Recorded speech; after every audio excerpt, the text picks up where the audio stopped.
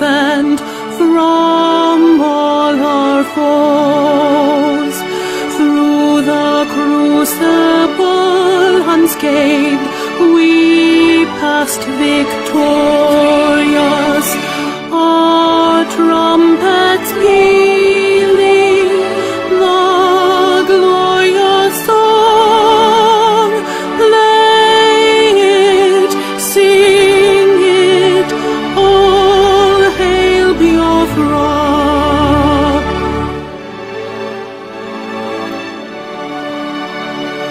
Oh, hail Biafra.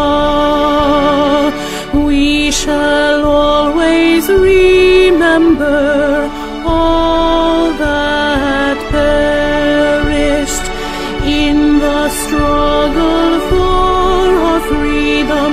All hail our heroes.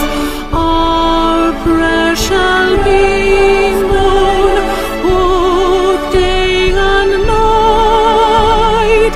Say them always, all hail Biafra.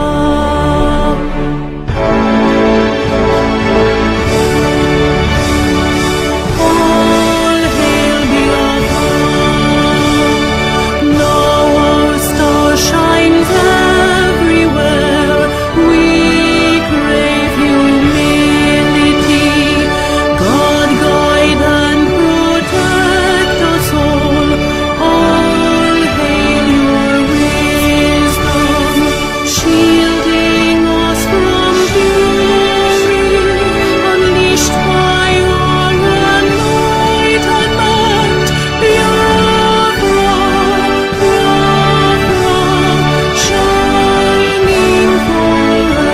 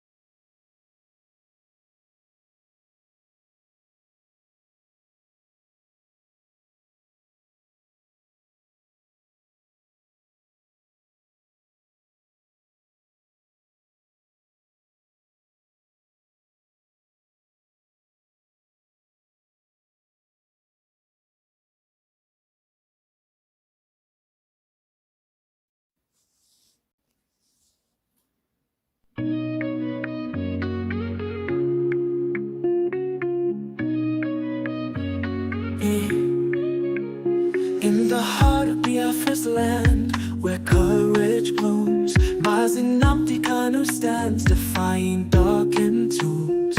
A beacon of hope, a voice soon yielding. He fights for justice, freedom, heart's true healing. Mazi assume kwensu, your spirit ablaze, guiding your people through the tumultuous mazes. From prison walls you sing defiance and truth, a symphony of liberation, unwavering in you. Freedom, freedom, let it echo across the hills, where rivers flow and dreams ascend, where hope fulfills. Biafra's anthem rises, carried by winds so strong, a melody of resilience, a battle cry, a lifelong song.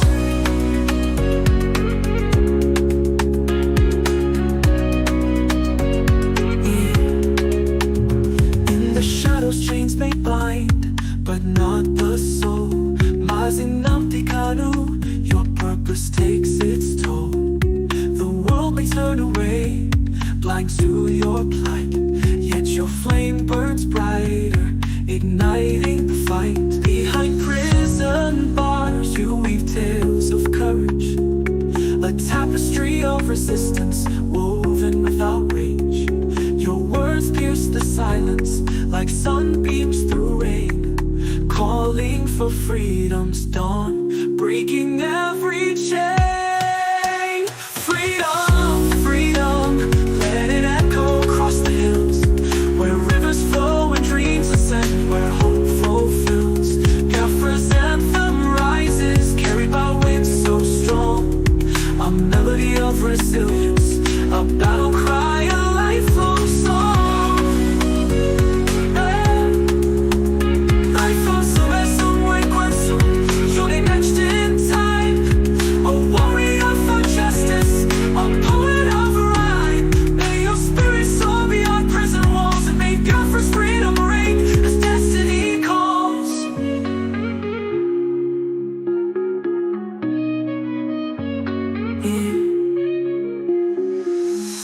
This song is a creative expression and tribute Mazi Nnamdi Kanu's situation is complex, and this song does not capture all aspects.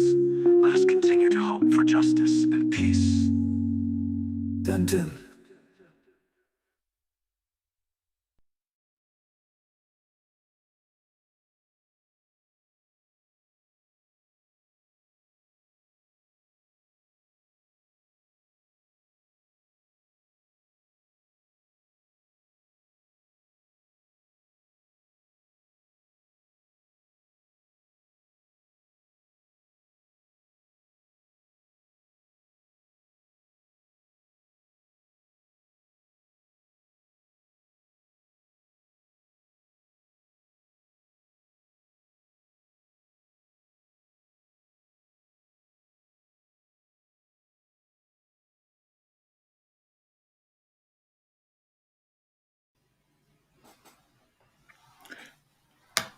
Hello, my wonderful people of Biafra, friends of Biafra and lovers of freedom.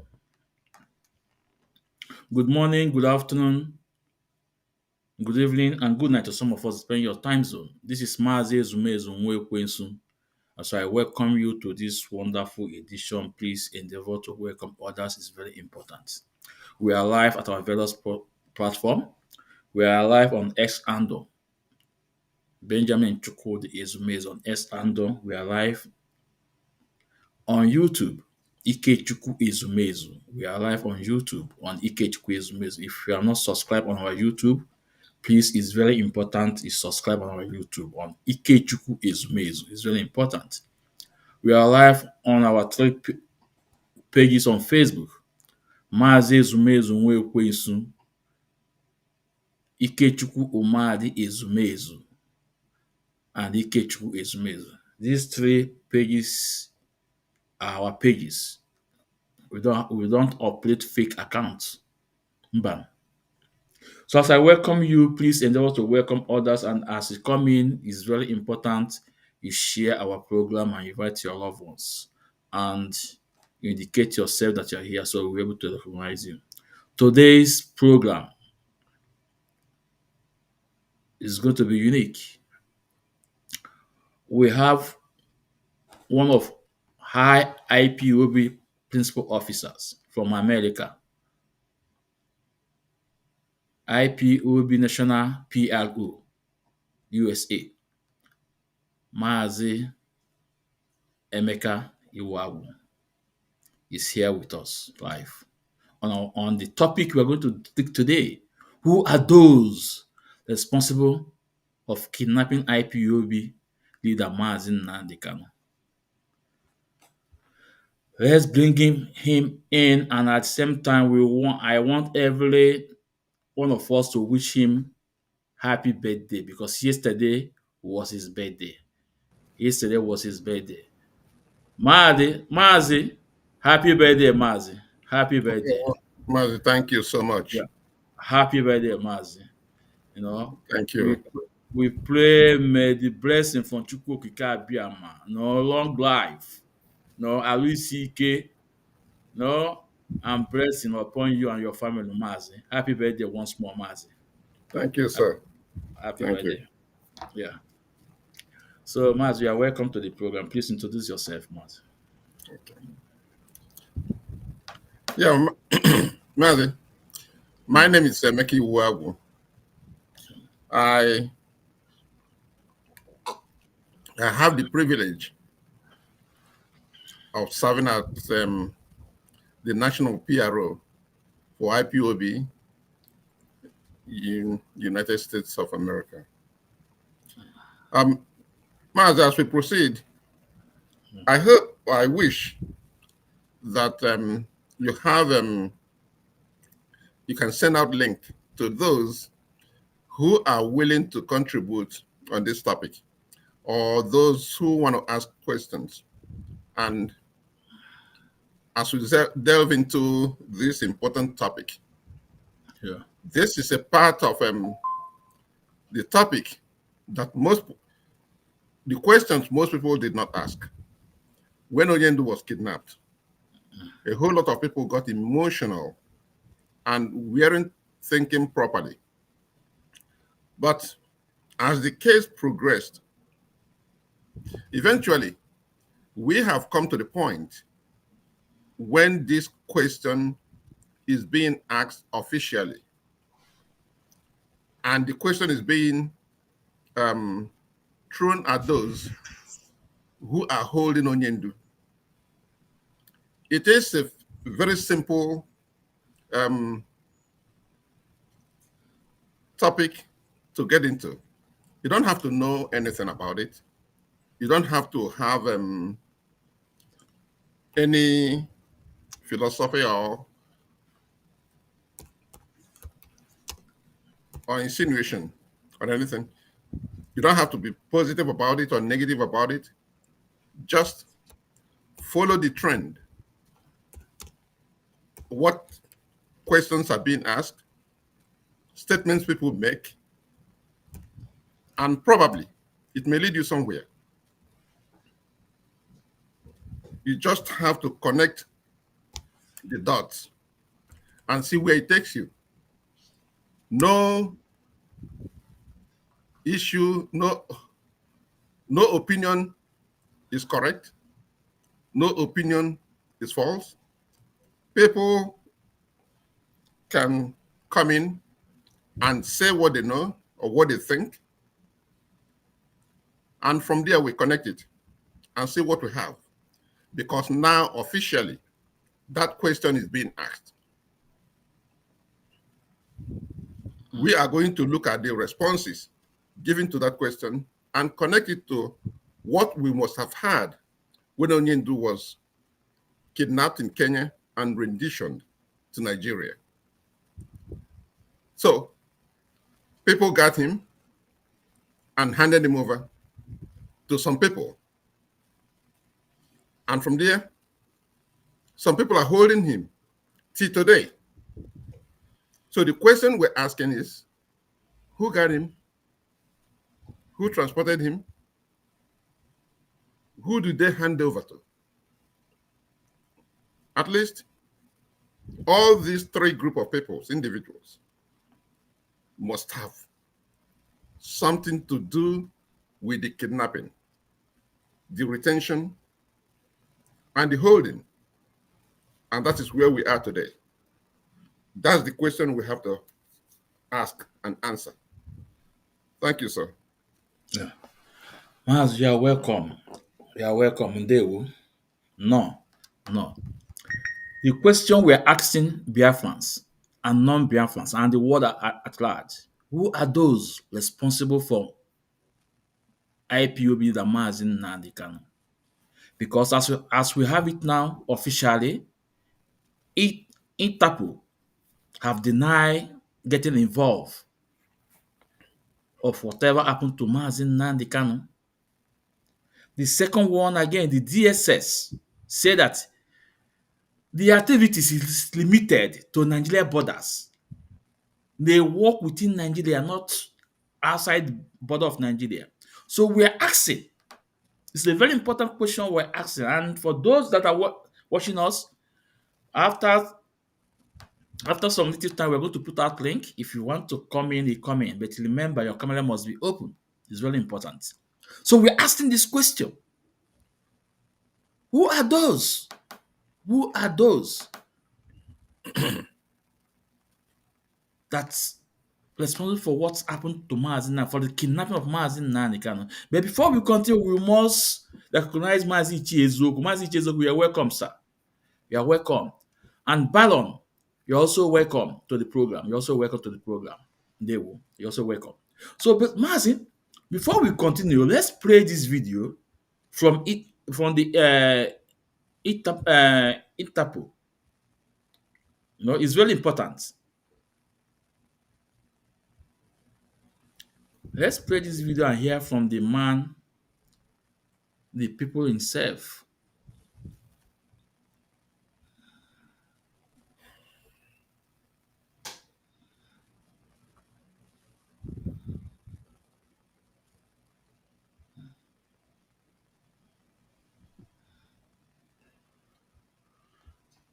Here we go.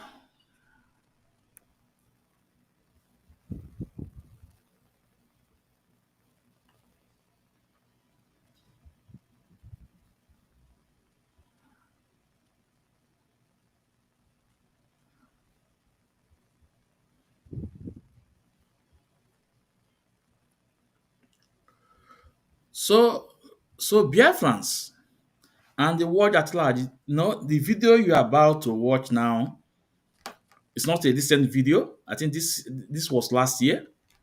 Is the Interpol in charge of Africa. What he have to say about the connection, about what happened to Mazi and Kanu. And he said that they are not involved. Their hands is up. So we are asking who? So this is the question we want the Nigeria government to give us answer in the court. Who are those that are responsible? Because since DSS has denied that their hands are off, who are those? Now let's listen. It's very important. Mazi, I think we play the video. Go ahead, yeah. Okay.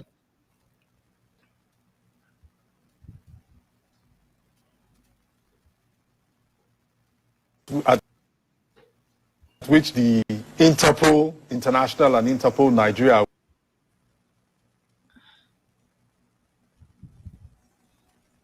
working is quite interesting. They point to the fact that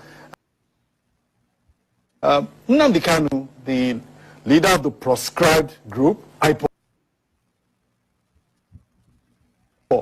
it didn't take long for them to grab him from the same Kenya and get him down to Nigeria, and he's facing justice now. That's why is this like a case of we're following process, diplomatic channels, etc., etc. Believe me, I want to tell you I don't know what you are talking about. All I know... You seem not to know exactly what we are talking about here. No. You are bringing an issue that Interpol is not aware of. You know, let me define the role of Interpol so that you can understand. Interpol is an international police organization that assists law enforcement agencies within the 196 countries to look for a fugitive that runs or is hiding. And if you look at all the other fugitives that are brought to face justice in Nigeria, they have the link, those who are involved with Interpol. So I don't know I don't want to talk about issue of Kanu, who brought him back to Nigeria. I'm not aware how he was brought back to Nigeria or how he came into Nigeria. Interpol is not aware. We stated this long time ago, and we made it categorically clear. So it's not a question. There are what we call police-to-police relationship, international police cooperation. Another police, it does not necessarily bring Interpol. If one police and another exchange a suspect is running from them, they can have an international police cooperation that out of the scope of Interpol. But however, if a notice is given to an individual, like blue notices, when the inmates in Kuje prison escaped, we did a biometric capture of those suspects, and we shared it with international communities. We shared it with our law enforcement agencies. Many of them were re-apprehended because we have their biometrics. Now, in the issue of red notice, where a red notice is issued under the federal court that issued that notice of arrest, that is warrant of arrest for such international. Yes. It will go to the Interpol, we'll process it, we'll look at it, we'll look at the charges, and then we'll issue a red notice. Okay. On that red notice, we bring back the culprit to face justice because all the 196 countries will be looking for that individual. Would sincerely like to thank you, retired Assistant Inspector General of Police, Garba Umar, who is currently the Vice President of Interpol, Africa Region. Thank you, sir, for coming on the News Hour. Thank you for having me. So, Mazi, I want you to take over the microphone. Listening to the retired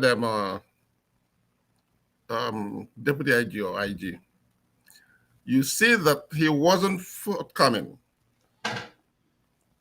His description of the responsibilities of the Interpol was not very clear. Towards the end of it, when he talked of red notices and blue notices and all those things, none of them synced with the issue of Mazi Nnamdi Kanu. Nnamdi Kanu was not classified as a fugitive from Nigeria. And Nigeria never expressed the need to have him extradited from any nation, because if Interpol wanted to get in touch with him, he was available. And his attorneys already filed papers when he escaped from Nigeria. The military came to kill him and he escaped. And when he get to his final destination, I remember that his attorney, Mazi Ifeanyi Ejiofor, said they contacted him and filed notices with the court. So he wasn't, nobody was looking for him. And it never came up anywhere that he was being wanted by any court in Nigeria. So what he was expressing here, even though he could not completely deny that Interpol did not play any role in it, he dragged his feet. He wasn't very clear in Nnamdi Kanu's case. So we can look at another one. Interpol in this case, either they're hiding something or there is a plausible deniability that they are not part of it. The role they play is not very clear. And I cannot listen to him and say, yes, their hands are clean. They're not responsible for anything. If they are not physically responsible, but some intelligent work they did, either in association with other organizations, cannot be ruled out completely. So in his own case, that's the way I look at it. But there are more to this, because there are so many other people in Nigeria who are involved in doing this and remain very privy to it. We will come to one of those individuals, even though, unfortunately, he's not alive anymore. But we will touch the role he played. I remember asking you if you can pull the statement he made at the time he made it and his behavior after that statement. We may have to take a very critical view of his behavior during and after that statement, and how that statement disappeared everywhere because I've looked for it. I couldn't find it. I asked you to look for it. We have searched for it for a very long time and we can't find it, but I still remember. And I'm sure there are people who will agree with us that such statement was made at that time. And then in his own case, what we are going to do is to look at his behavior after that statement was made and what happened to that statement. Go ahead, my brother. Yeah, ndewo Mazi. Ndewo Mazi. No? Because one thing I point out, he also said, he said there's what they call police to police connection. That is Yeah, country, interaction. no? So is it telling us that it's police to police something? We may have to come to that. Is it what he's telling us? That's exactly what he said. We may have to come to that. Yeah. And if I'm the lead attorney,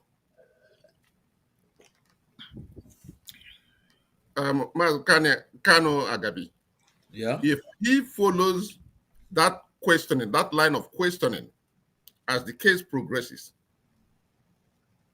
what he said here may come into play, and they may look at it critically to find out what he meant by that. Because DSS have their own role to play. And all of them are saying, I don't know, I don't know. Everyone, I don't know. Every one of them saying, I don't know. So we're going to find out what he said, if he actually or really implicated the Nigerian police, and what powers the Nigerian police have to operate outside Nigeria. Back to you. Yeah. So Mazi, before we continue on this issue, there is a news right now that I want us to look into. There's a news right now. I'm going to just get a minute. Sure, go ahead.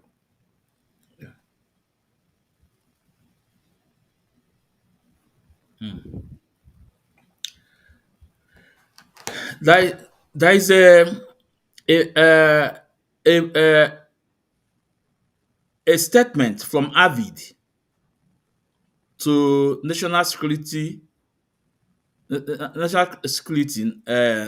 Libadu, that he have no moral right to lead IPOB to terrorism. Now, my question to you, Mazi,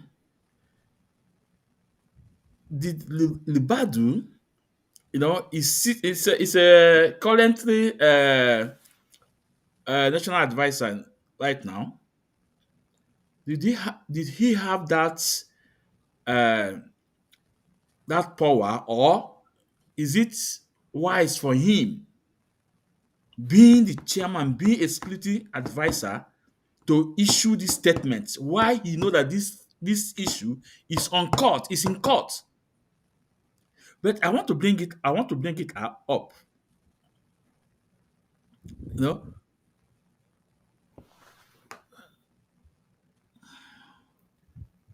Well, your question is not okay. Oh, okay. You have. yeah, Go ahead. yeah. So my question, Mazi, the Badu is a national advisor in Nigeria. He control the office to the presidency. Now he is making this statement, linking IPOB to a terrorism, and while he knew very well that this case is in court. You know, why I'm asking this question is that remember the judge said that no lawyer should talk about this. So the Badu office not included, being high profile office with the government, interfering in this case on media. I don't know. I'm not a lawyer. They call themselves learned one. I wish we have a lawyer who can But I hope you can do justice to this issue, Mazi. Mazi, that's another game they are playing. Look, these individuals are people who can read between the lines. They are monitoring this case. They are looking at it carefully. And they are reading between the lines. The major question here is that the new charge they have against Nnamdi is the charge of terrorism. Now he, being the national security advisor to the president or to the government, he threw a curveball, knowing that this case is in the court. And this issue is a very touching issue in this case. He just made that statement like, I'm doing my job. IPOB is a terrorist organization. And they know that no court has convicted any member of IPOB on terrorism charges. So this is an issue the judge may have to ignore or watch out for it, because the prosecution can cite this statement, or they can refer to it, or can tender it as part of the evidence, knowing that they cannot subpoena Rivadu to come to court and give testimony on this issue. All he will say is that, being this national security advisor, this is an advisement to the government. So it's like he will say, I just gave an opinion to the government, knowing that he has thrown in a wrench on this case. It is something they're doing on purpose. It's up to the judge and the defense attorneys to study it and know how to deal with it. He knows what he's doing. Mazi, because the reason why when I saw the news, I say it's important we bring it up.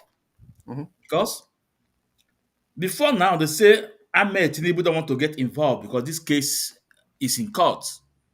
Now, Nasl Rufai, Lubadu is part of the government. He's national security advisor to the president. Yes. Now, if he's getting involved, is the president not getting involved now? He's the advisor to the president. Yes. Yeah, he's not getting involved now. That's what I'm saying. That the judge should take notice of this. And the defense team, I'm sure, have already taken notice of this and wait, because the prosecution have to be careful on how to use this. And you see how crafty they will be to bring this out, because definitely they would like to bring it out, because their case right now has no stand anywhere. They see themselves losing out on this issue. And this man probably is reacting after they must have studied what happened in the court on 21st and 22nd. And this type of statement will start coming up. Remember, Binta Yanko could not get away from this case until Onyindu just gave her a lifeline say, get out. I know they put you here. I know they pinned you here. You cannot, even though you've recused yourself, but you cannot get out because they pushed her back into that case until Nnamdi Kanu came openly and told the world, you have recused yourself. I don't want you in this case. Go. That was exactly what saved her. And she left. Because they cannot do any other thing, or the case will be thrown out. You know, Mazi, this type of statement from office of Libadu, a national advisor to the president, is telling the judge, we don't care whatever you want to do. All we want you to do is IPOB's is terrorist organization. You must indict the leader. This is what this man is telling the judge right now, because Yep. they have seen the case, the last court case, and seen the three video presented. That three video have settled the whole issue. Remember, our legal team have not released their own arsenal. They are using what comes out from the same people, that believe in the government. Tiwa Danjuma, Governor Hope Uzodinma, and DSS director. These two videos they play have tell the world that Mazi Nnamdi Kanu is an innocent man. And I think that was why Malam the Badu say, no, if we don't go on this media trial, we might lose this case. Because as far as concerned, this is a media trial they are giving Mazi Nnamdi Kanu right now. Mm-hmm. It's a media trial. Yeah.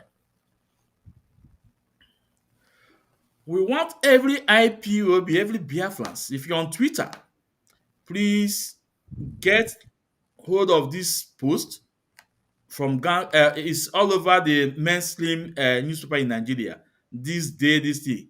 Go on Twitter and send it and pass a message. IPOB is not a terrorist organization. You cannot link IPOB to a terrorist organization. Maz, what do you have to say about this so we can take it off and When you look at such behavior, yeah, you will remember that IPOB has been exonerated at Enugu High Court or something like that, and Nnamdi Kanu has won so many cases in Umuahia High Court and at Enugu High Court. But those cases are not referenced anywhere in this case. It's like it has no connection with this case, which we know is a fallacy. It's like the North, especially the Fulanese, want a different standard of judicial justice for Mazi Nnamdi Kanu. And some right-thinking Nigerians all over Nigeria are looking at the judiciary, how they're going to handle this case. And on different occasions, the Abuja High Court, Appeals Court, and Supreme Court have looked at these cases. To them, some areas that the Fulanese or the people in the North may seem to have something doubtful in their mind. The court have looked at it and said, for the sake of these human beings, or for the sake of these individuals, take back this case to the lower court, where it all started. Go and answer certain questions. Those questions, maybe um, Justice Binta Yanko couldn't raise those issues. Maybe they are satisfied and happy with this judge, that they have to go to the scratch and start this and bring in their witnesses. And these witnesses, they gave them a different standard. Like, if they come out and testify openly with whoever face they want to project, that they'll be in trouble or one thing or the other. These are things cooked up, made up to elevate this case to a different status, different standard. Whatever he's saying, I'm talking of this man, Ribadu, whatever he's trying to say, this case rests on one thing and one thing only. They cannot benefit from their own illegality. That's one thing.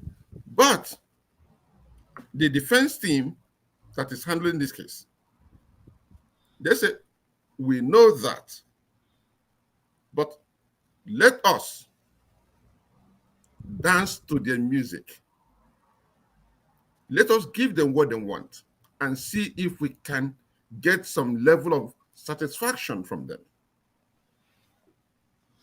Let us follow this thing step after step. Whatever they want to throw at us, let us explain these things to them and give them some satisfaction. Not because it's a case to be tried. No. Because if the defense insists or portray some level of what they might describe as arrogance, they might say, where did you get this man from? And then the judge, based on that, will dismiss this case. But they're not doing it. Just like Nnamdi Kanu said, when it comes to his case, this case, they have a different standard for him. Why is it that when it comes to him, there is a different level and a different standard for him? But for the benefit of so-called peace, the judge is allowing prosecution to bring whatever they have, dig deep inside whatever you have hidden, you have brought with you, and told them, say, look, I am going to tolerate this thing 6 more days. Just when he says that, I am going to tolerate whatever you want to bring. I'm giving you 6 more days. That is 6 more hearing for you to bring this thing. You see that they got nervous immediately. And people like Ribadu start making statements. And these are statements that are distracting, that are illegal, that some judges may not tolerate. That he keep a straight face. If you ask him why he makes such a statement, he will tell you he's doing a job because he is the national security advisor to the government. But see what Boko Haram is doing. Yeah. Do we have terrorism in Nigeria? Yes, every day. We have terrorism in Nigeria, but he's not seeing it. And people like him are not seeing it. And the world knows that justice in Nigeria is being skewed. What are they doing with it? They want to get the answer that will please some people, but the God of justice will frown seriously at them, and they know it. That is why they are very reluctant to go the direction people like Ribadu wants to go. Go ahead. Yeah. Mazi Ndewo. You know, just like you just said that they knew 100% very well that a lot of terrorism is going on in the north. Mhm. Couple of hours ago, we saw from these politicians, I think Ndume asking president to declare state of emergency before it's too late. That the insecurity is too much. No, it's on media. It's on it's all over on newspaper. The mainstream newspaper in Nigeria.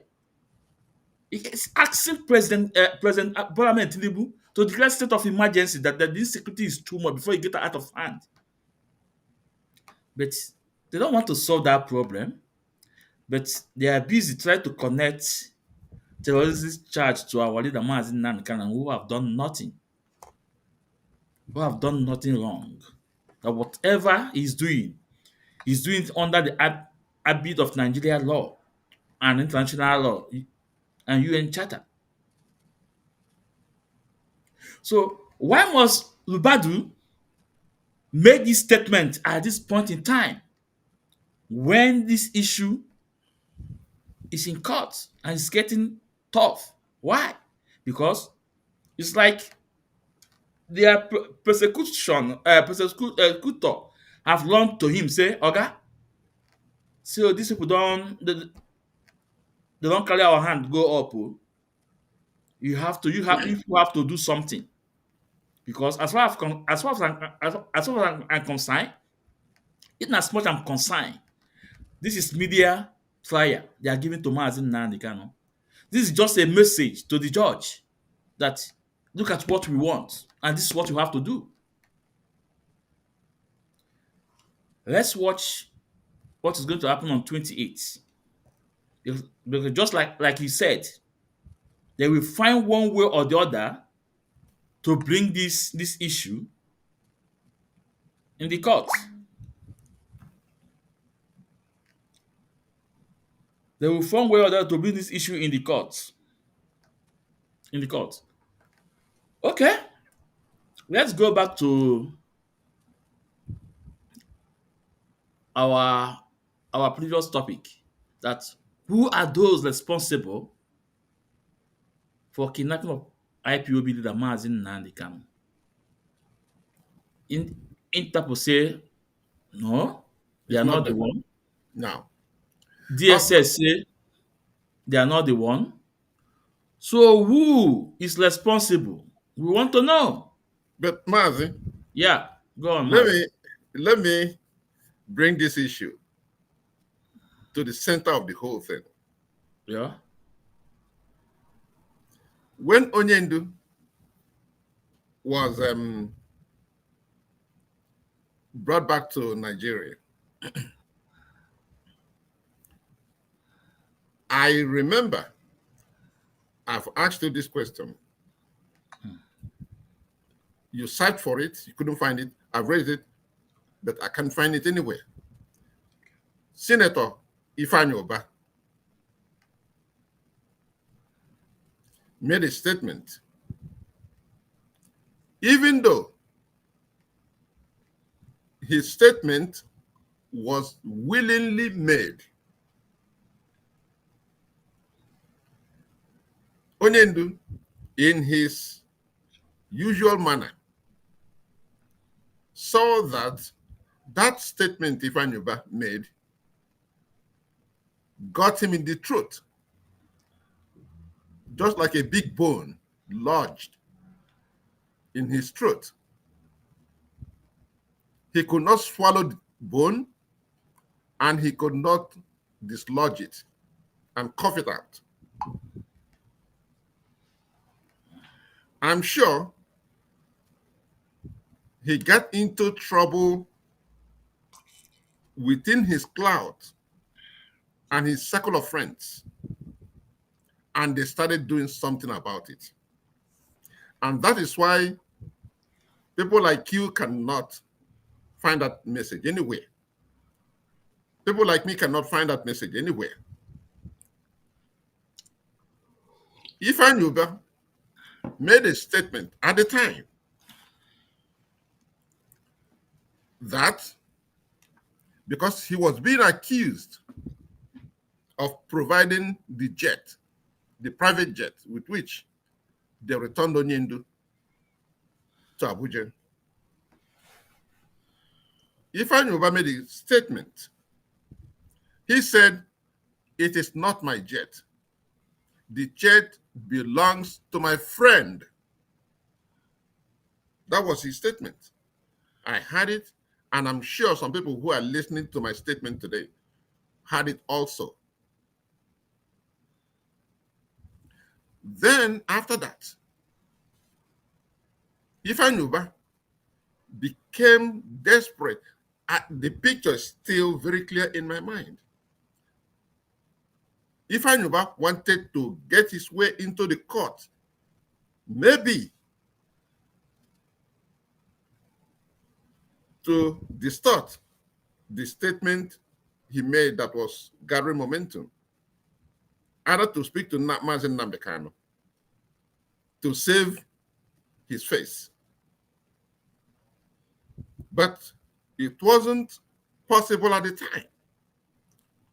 Maybe the first 2 or 3 or 4 times Mazi Nnamdi Kanu was in the court, Ifeanyi Ubah wanted to make his way into the courtroom and at least have audience with Mazi Nnamdi Kanu. But they never allowed him.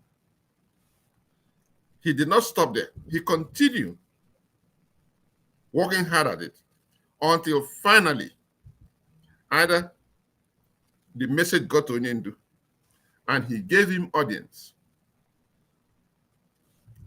Ifeanyi Ubah relaxed a little bit. But the damage has been done. The damage has been done. The issue becomes, who were those friends that were willing to volunteer their jet for the rendition of Mazi Nnamdi Kanu?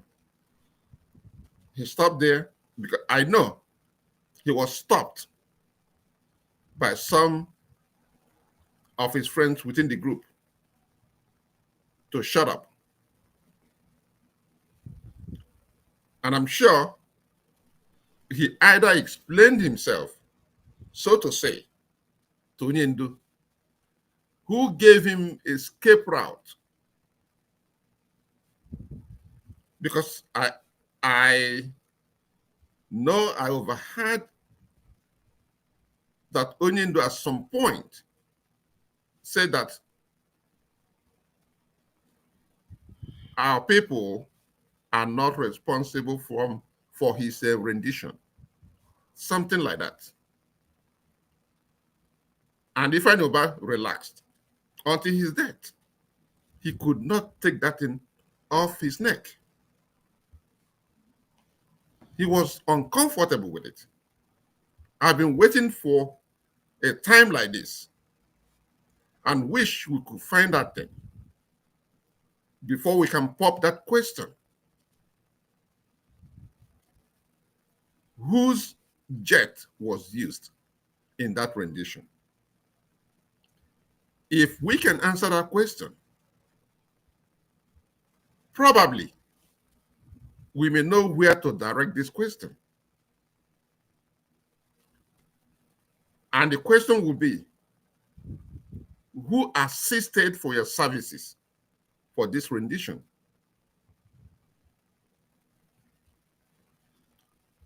And who else was involved for this rendition? That wouldn't be a difficult question to ask and obtain the answer. But the point is, the removal of this evidence, because I remember Ifeanyi Ubah made that statement. And I'm sure so many people will remember that Ifeanyi Oba made that statement. I hate to say this after his death, but that's one of the secrets he'll be carried with him to his grave. Whatever that meant to him, we cannot retrieve it from him. We cannot take it back. But I remember, I'm not saying something against somebody who is deceased, but some people will agree with me that Ifeanyi Oba made that statement. And that the question is resonating today. Ifeanyi Oba, who was your friend? This is a question we're asking the dead. Who are his friends? Who volunteered their jet for this evil deed? And maybe we can get some accomplices to that answer. But as this question progresses in the courtroom, we are watching and listening attentively to know the direction this question will go. And maybe we may regather to see if we can find answer to that question. DSS, they are holding Onyendu, but they don't know who brought him. The Interpol, they don't know who brought him to Nigeria. And the head of the Interpol is suggesting it could be police-to-police interaction. But the government of Kenya is saying, we don't know. That has even left Kenya. So, where are we going with it? Maz, this is a big point you just remind us now, because the government of Kenya deny any involvement. They Yeah. don't know. So if it's police to police, the government of Kenya will be aware about it. That's it. The government of Kenya will be aware about it. Remember that the Kenya government said yes, that they saw when Mazi Nnamdi Kanu entered inside Kenya, but they never saw when he left. That's That it. means automatically he's still in Kenya. Yep. So if what the Interpol is trying to narrate, it could be police to police thing, but the other side say they are not aware about anything about him. So You know what, Mazi? Based yeah, on his statement, yeah, maybe I don't think the IG of police at the time of the rendition is still the same person now. But whether he is or not, the person in that office must have a record of that. Maybe if the judge may decide to subpoena the police record if he wants that question to be answered. We don't know. Maz, continue. I want to reach somebody online. Continue, please. Okay. Hold the microphone. Yeah. The IG of police could be subpoenaed or may answer questions. The one thing about this is that the media in Nigeria are not even thinking. They are not playing their role. And you don't even know what you can get out of them. So what is happening in the court right now? Nobody knows where that question or where that issue is going to lead them. If the judge considers it an important part of this case. He may try to get something from the police department. But the way it's going, I don't think the police can give any reliable information on that. So we just have to wait and follow this questioning that Kanu Agabi has raised. He is following this thing meticulously to see where it's going to go. And one thing about this is that the defense at this point, their duty is to poke holes in most of this unreliable evidence, even though on cross-examination, they claim they don't know, but they'll bring it. You cross-examine them, they say they don't know. So the defense is succeeding in poking holes in some of these things.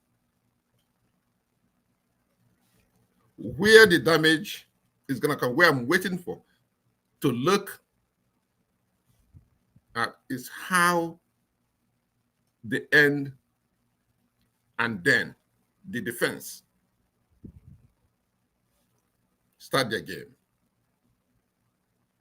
I'm watching the defense and see how they would dismiss all these shenanigans one after the other, because they're going to poke the holes and throw them out when it is their time to dispose all this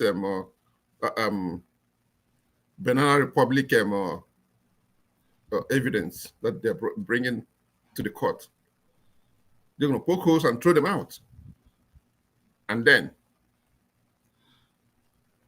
give their prayer to the judge, which is going to be very devastating to them. Because in the end, I'm sure the judge will be ashamed to associate himself with this case. That's going to be the prayer. Ndewo Mazi. Ndewo, my brother. Ndewo Mazi. You know, Mazi, when we say that, when people like us are saying that the people that are responsible for Mazi Nnamdi Kanu is this oil company in our land. This oil company in our land. And when you look at it, this oil company lead to various countries, various Westerner countries, UK, America, Germany, and the rest of them. Now, you understand, you agree with me that they understood that Mazi Nnamdi can have no case to answer. But they are doing all those things to make sure that he come into conclusion with them, to stop him, to say, okay, take this, and we give you this. But Awole is not backing down. Awole say, it is my right to agitate for Biafra. It's my right. We have told people, if Awole and Mazi not want to be out tomorrow for a very long time, he will be out. He will just take what they are giving to him on land table and walk away. But he decided, he said no. So with Libadu giving Awole the media trial tells you that this is like people a lot of people said that this is the political solution. It's not an issue that they will solve in court. But let's see how it goes. Anyị afọ ebe nwanda ya akpụ agbọ wee gaa. Anyị afọ ebe ọ ya akpụ agbọ. Anyị apụta na apụtago. Because they are making mockery of themselves. They are making mockery of themselves. Biafrans, I want to put up the link right now. For those of you who want to contribute or you have some question, please, you are welcome to do so. Let me put out the link. Mazi, continue, no? Mazi, Yeah. the issue you brought up now, the foreign interest and their involvement in the rendition and in the sustenance of this case. The simple question I'm going to ask about this is this.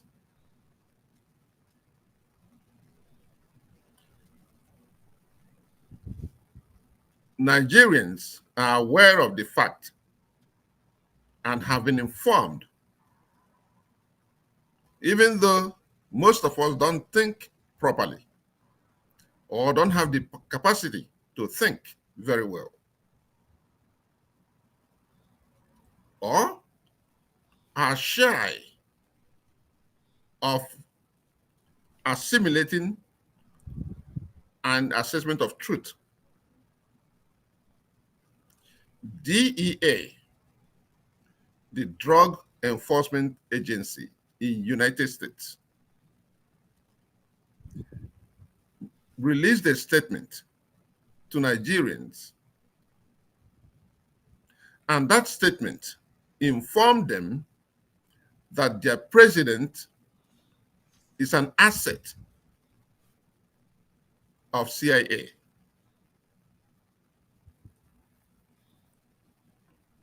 The question is, does it make any sense to them? Do they comprehend what that revelation meant?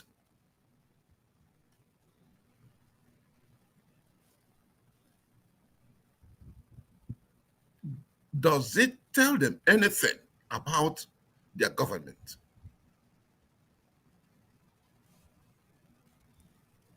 If they can ask questions, maybe they are not interested or they do not understand international politics. What does it mean that your leader is an asset of a foreign agency, if not the most deadly agency in the world? And they are telling you, DEA, Drug Enforcement Agency of the same country, informed you as citizens of that country that your country is not run by those you look up to or those you know as your politicians, most of whom claim to be governors, others legislators, others senators, and others allied officials of the government. Another agency is telling you that do not rely on them, do not depend on them to do anything for you, because they rely on foreign agency. Your president is an asset of CIA. That means your government cannot take independent decisions in what applies to you.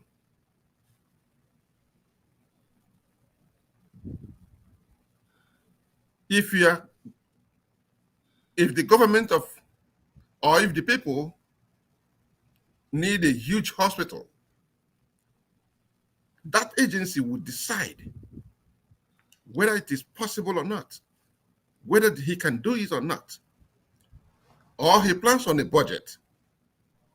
That agency will tell him that that budget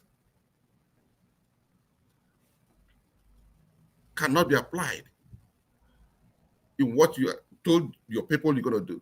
They will dictate to him what to do, and not you people. You people cannot put pressure on them.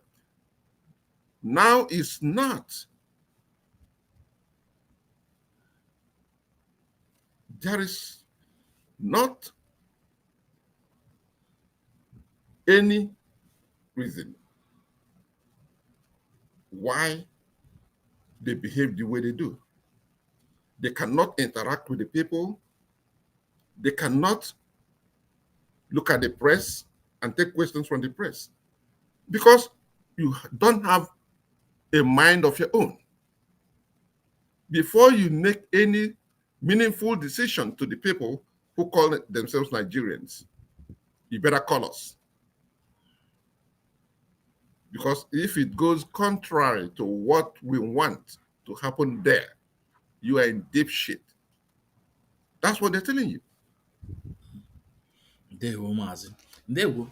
Mazi, let's go for a break now. When we come back, we'll see if there's anyone that wants, no, but the link is there. The link is on YouTube and on Facebook. Mazi's Music, Nwekwensu.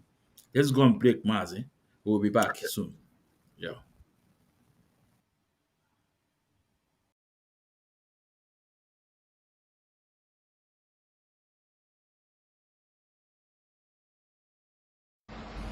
So the hardest thing I've had to accept since I've been here is that Hausas, my tribe, my people, unfortunately are not going to allow Nigeria to become what it's meant to be.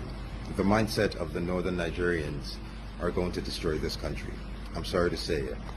So this is an idea I had, right? It was very simple. Raise money, build orphanages, massive orphanages, and pick up the Almajiris off the street. Take the Almajiris off the street. Teach them engineering. Teach them tech. Teach them coding. Take them off the streets and teach them, try to get them up to par so they can compete. And I brought up how every time I had this conversation, I would bring up the 4 Indian kids, the 4 Indian boys, like 10-year-old boys that were online, they were doing the live chat and building an app. Every time I bring up this idea to a northerner, the first thing they ask is, well, what about Islam? What about Qur'ani? What about Islamic school? When I say I have met incredible resistance to the idea of taking these boys off the streets and getting them to join the global age. Like, my mindset is this. Every corner you go in northern Nigeria, there are 5 people willing to teach these boys Islamic school, Quran. There are 10 people willing to teach them everything they need to learn about Islam. Why isn't there anyone willing to teach them anything else? So when I brought that up, some people were like, I had people going, it will never happen unless I have to teach them Islamic curriculum in the schools. I said, you don't understand. Northern Nigerians are against the idea of changing the trajectory and the outcomes of Almajiris. They say Almajiranchi, which is what it is embedded in our culture. And here's the thing, no, it's not. And as a Muslim, it's haram. I fucking said it. Any northern Nigerian that wants to step the fuck up, do it. It is haram. Because you are not allowed to bring a child into this world that you cannot raise. And there are fuck ton of Hausa men and women who have babies with no intention of, they know they will only take care of that child to a certain age, then they'll pawn that child off. There are a fuck ton of imams, men in the north, who rely on these kids for a living. They send these boys out every day to go earn a living to come back and give them. I thought of an idea that, look, we need to find a way to raise money, build orphanages, teach these boys tech, teach them engineering, teach them robotics, let them compete with the global populace. And every time I bring this up, every fucking Hausa person I tell this shit to wants to argue with me. They say it's not going to. They are vehemently against this. So I need you to understand, I need to ask you, how will Nigeria as a fucking country compete with the likes of Ghana, South Africa, Malaysia, Singapore, Indonesia, when the northern Nigeria is part of Nigeria? The most fucked up thing I'm going to have to say as a Hausa man is, for Nigeria to advance, they have to get rid of Hausa. They have to get the north Nigeria, it can never work. This is a sad realization that it can never work. Like, this is insane. And I am Hausa. This is fucking crazy. Wait, let me show you something. Right here, this is attestation of citizenship from New York. As you can see, I am from Shanono local government in Kanu state. I am as fucking northern Hausa as it fucking gets. I am as Aboki as it could possibly fucking get. And I am saying, Nigeria, to win, to compete on the global stage, Nigeria will have to get rid of the north. It will not happen with my people are actively holding this country back. It is so fucking insane.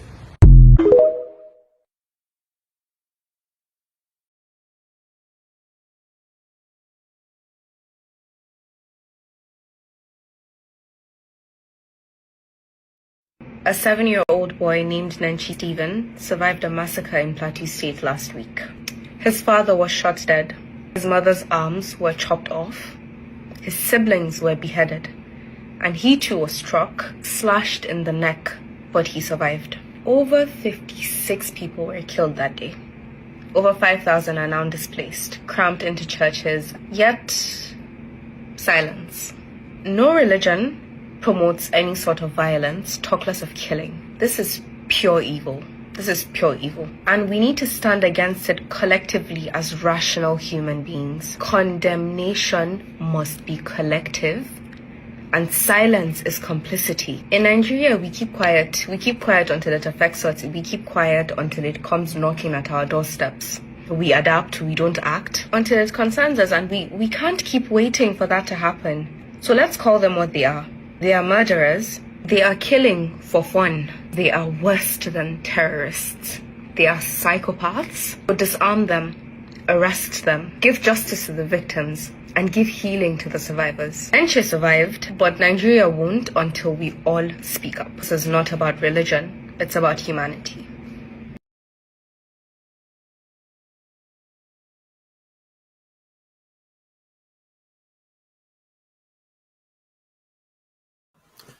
Yeah, welcome back to the program. This is Mazi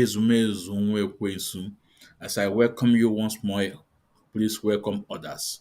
I'm here with National PRO, United States for IPO, United States of America, Mazi Emeka Iwagu. Mazi, you are welcome. You are welcome once more, Mazi.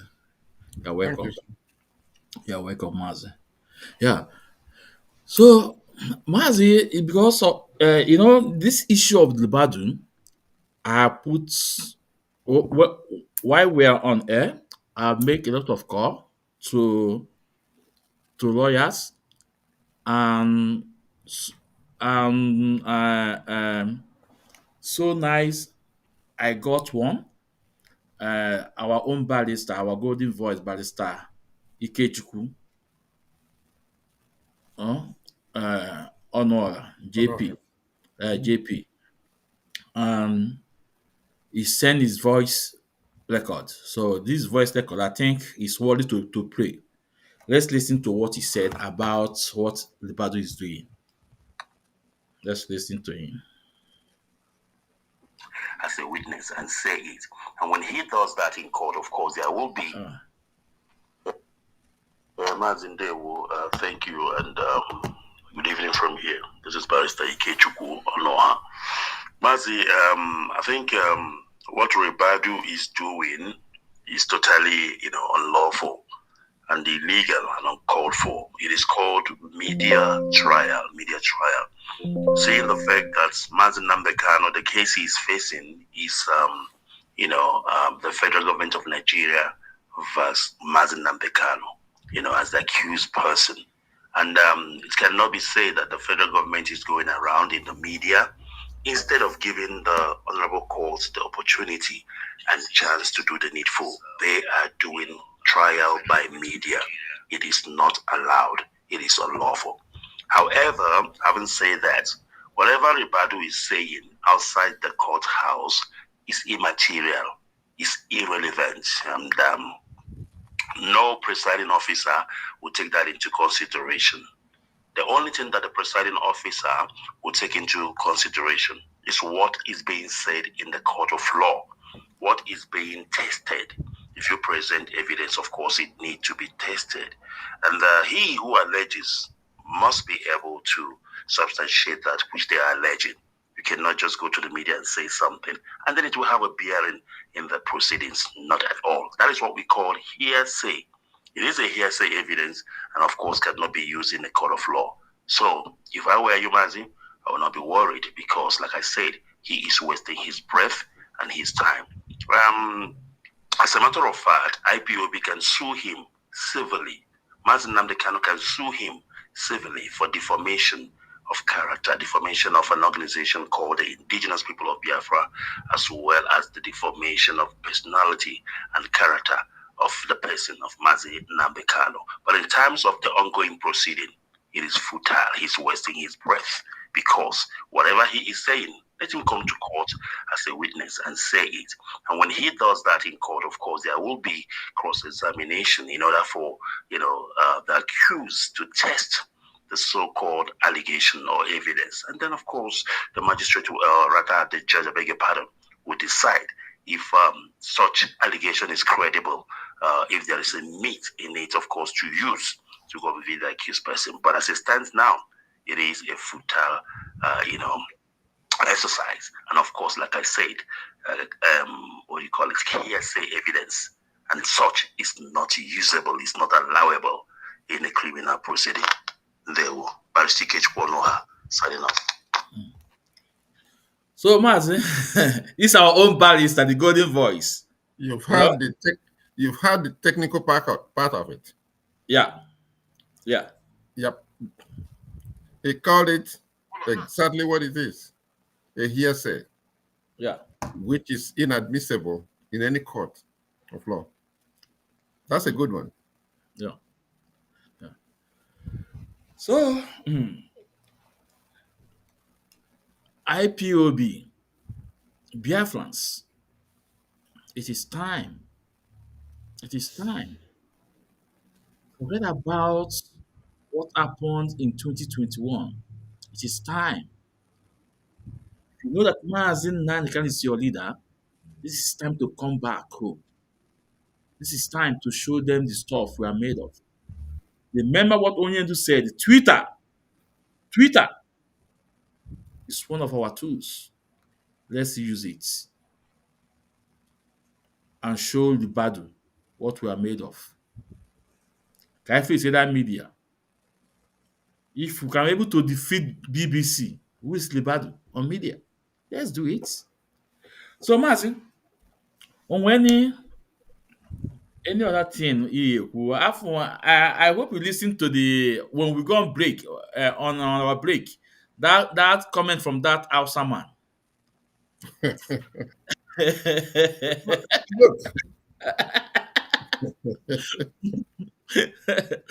I sympathize with that guy. He's in.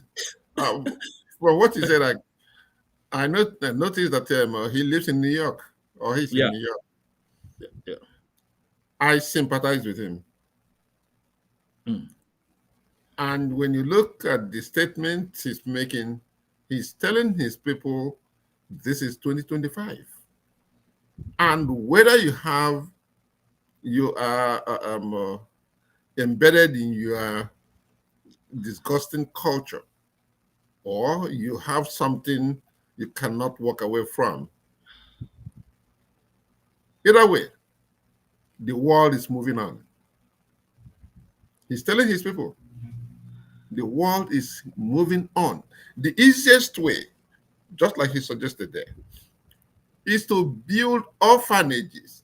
He called it orphanages, but these are special schools where these children could be trained in some of these areas, sensitive areas. The world is moving into AI, into coding, into engineering, mathematics and engineering. Those are the two key subjects.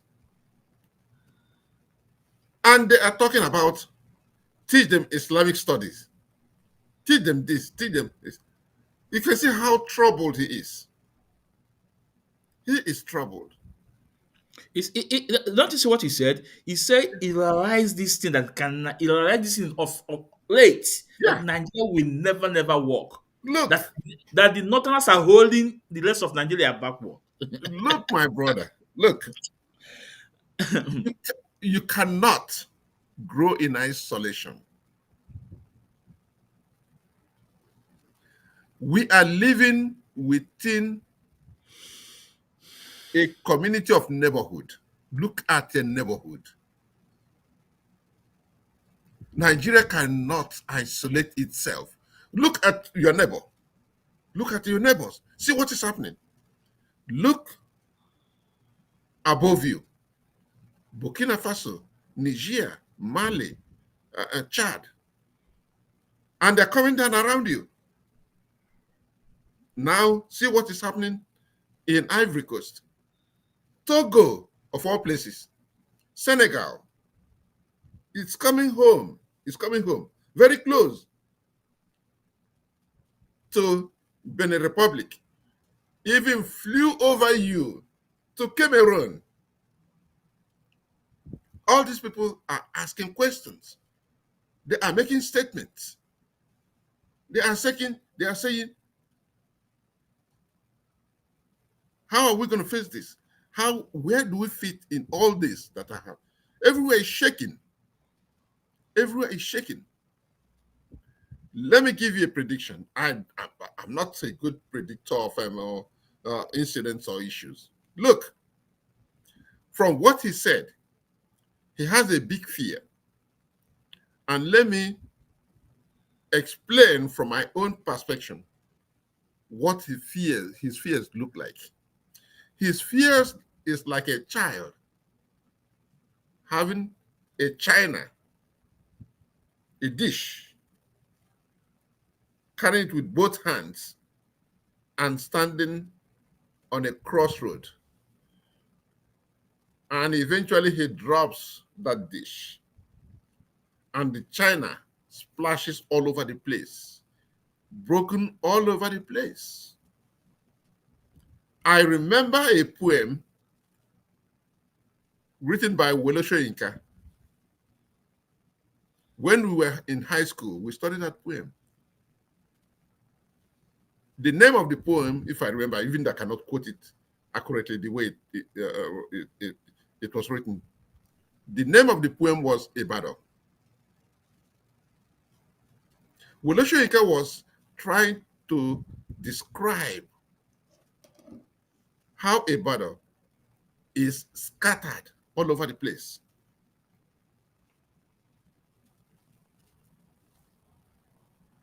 He contended that Ibadan is like a china held up and dropped and is splashed all over the place, and the sun shines on it. Now, when you look at those broken pieces with the glaze of the sun on top of it, you see how numerous they can be. And that is what some people see when they look at Nigeria. Some people are moving peacefully, taking their position somewhere to stay safe, stay intact. Look at the coup that happened in Ivory Coast. Nobody's sure what those people want to do. And they are being very careful, very cautious that the world or Africa does not see them as a military takeover, power-drunk individuals who seize power from an elected government. If you follow that in very well, you see that they know something is going wrong in their country, but they look at their neighborhood. They want to fit in. They have looked at Burkina Faso, looked at Mali, look at Niger, and recently looking at Chad. Chad is very careful. They want to fit in and follow the movement. But Nigeria has no idea where they want to go. Nigeria has no idea what happens to it, what's going to happen to it tomorrow. They have no idea.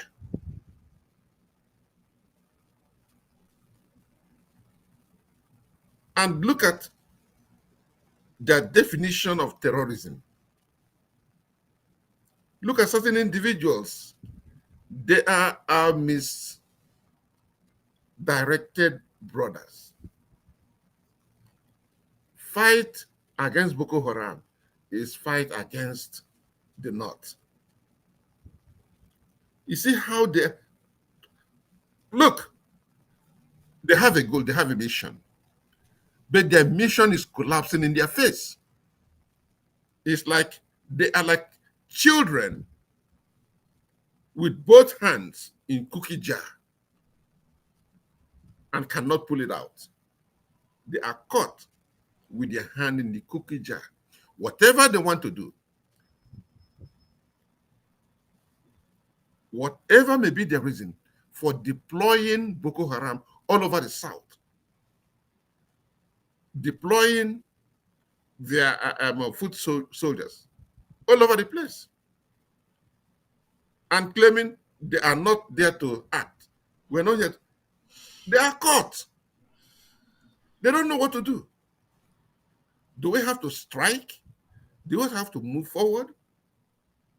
All over the neighborhood, they have been identified. Their brothers within Nigeria are defending them, covering them, calling them anything, whatever they want to call them. But the neighborhood is uneasy because of them. Not only Nigerians, not IPOB, not Ndibo, not Yorubas, but the neighborhood is watching them. Okay, we accept.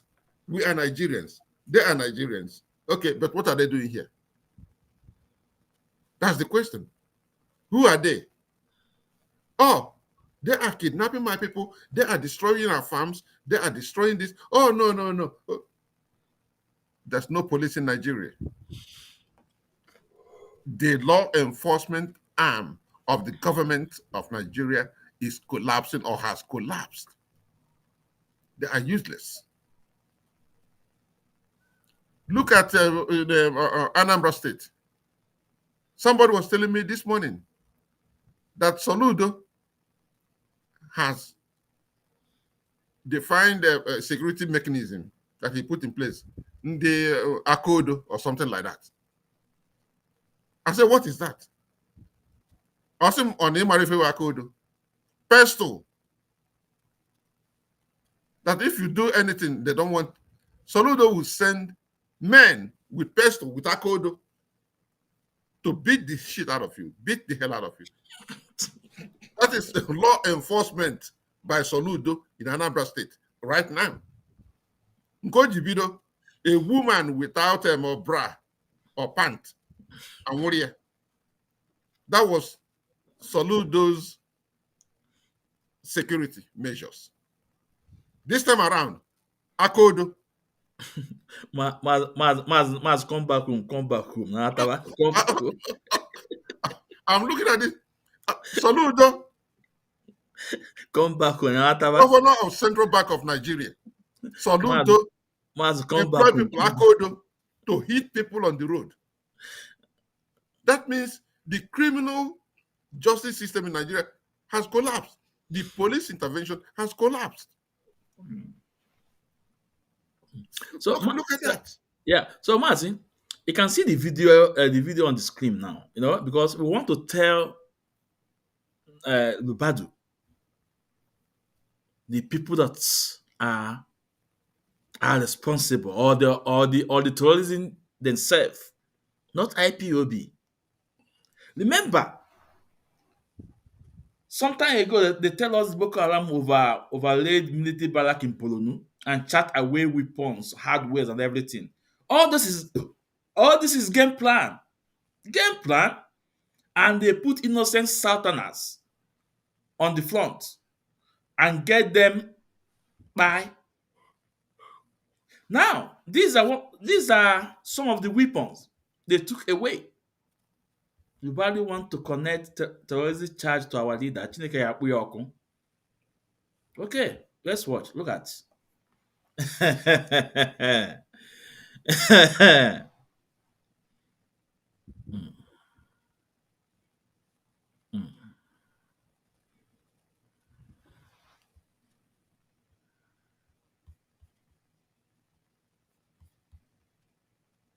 Kambada to amma dai jirgi yanzu ya gito maku ibiro ai ko a'a to ibiro kana ya halba bindigan nan insha Allah baba dora ma da kam to kana ya halbo jirgi da haka ibiro mun saba Kambala, amma bindiga ga babbar bindiga ce. Kambala, to amma dai jirgi yanzu ya gito maku ibiro ai ko a'a. Yanzu na wai?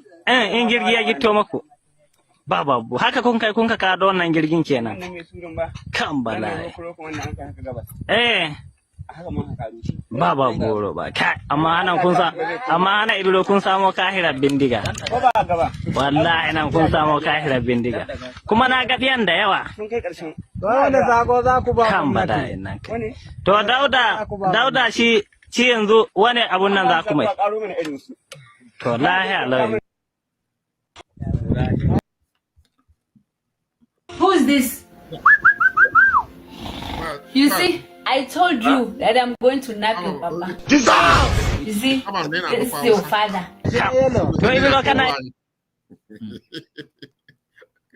You think you can come to my life and mess it like that? You must be mad.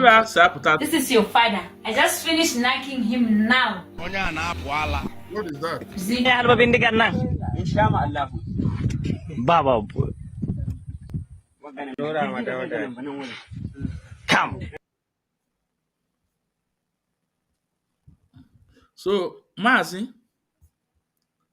inanya, this is air launcher defa.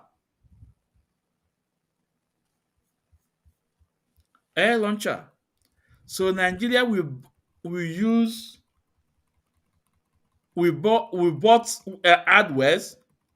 They will not just go and put it in Balak and tell these people, come over, come and lay the Balak and put some satanas in front.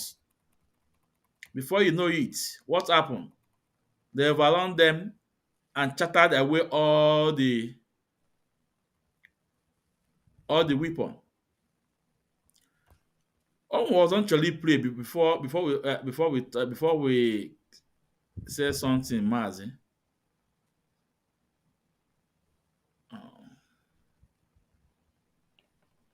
We video again.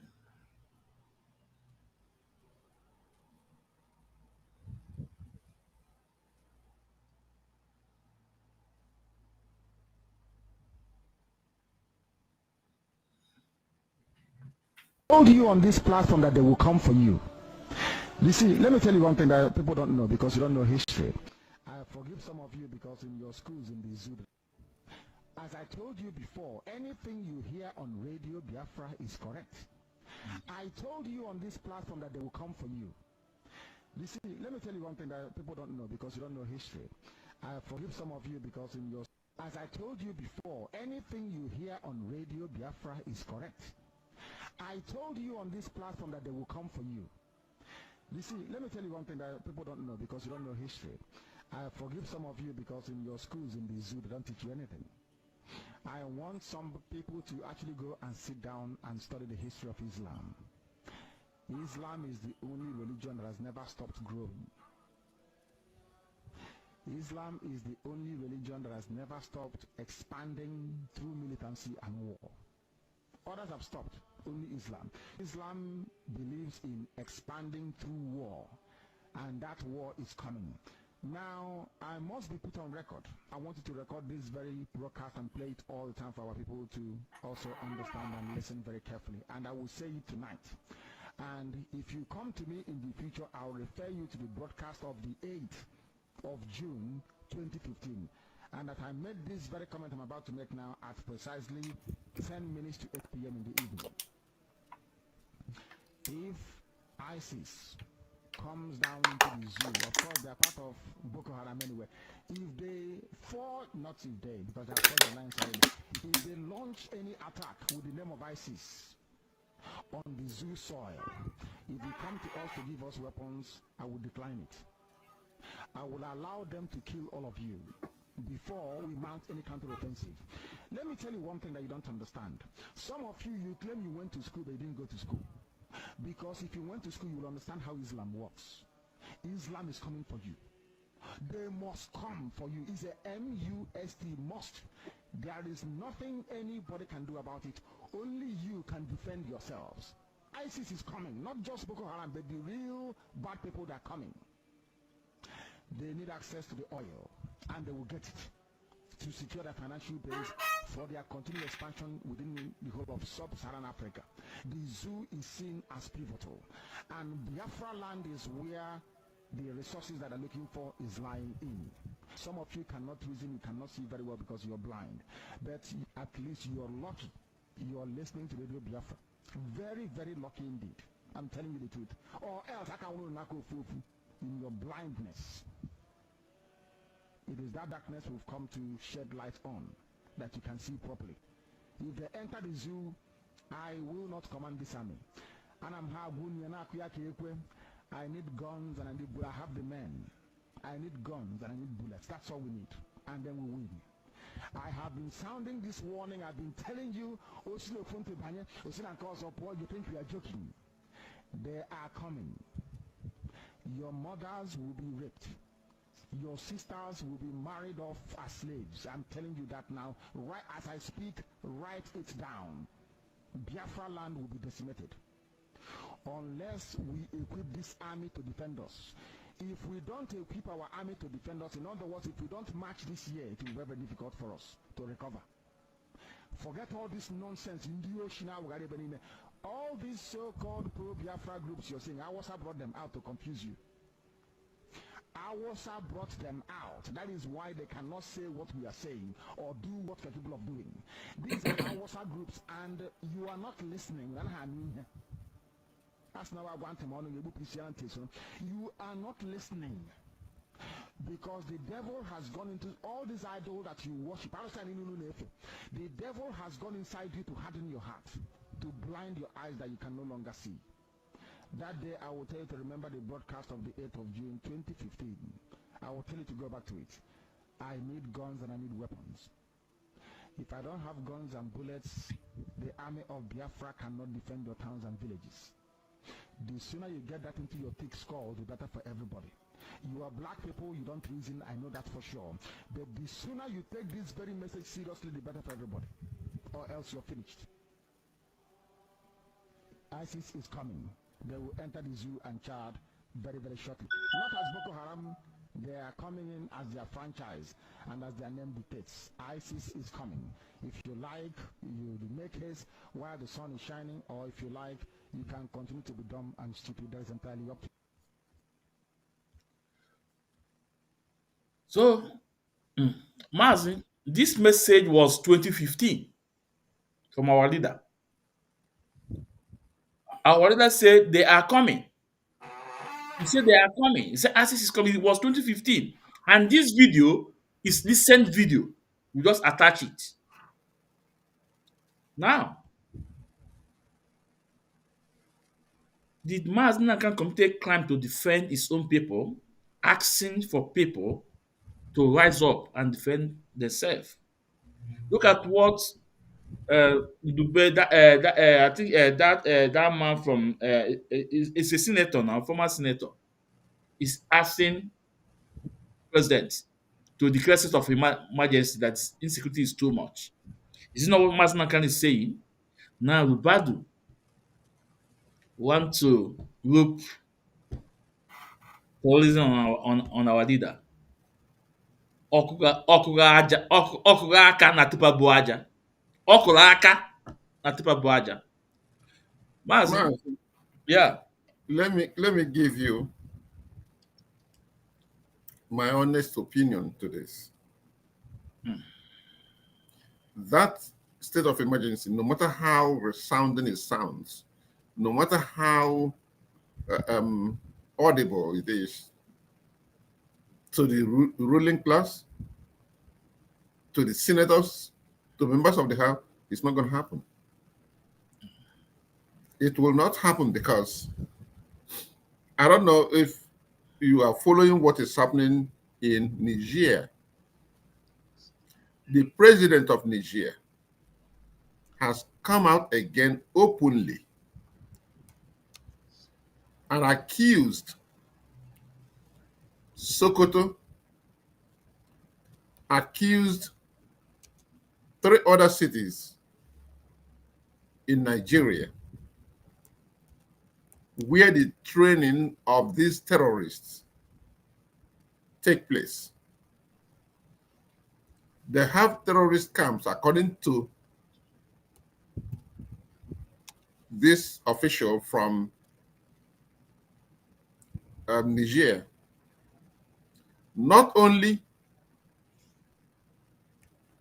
are they concentrating their training camps within the southern borders of Niger Republic, but he also cited Benin Republic, Ivory Coast, and some part of Togo, even some part of Ghana, that these people have permeated these places and have training camps in these places.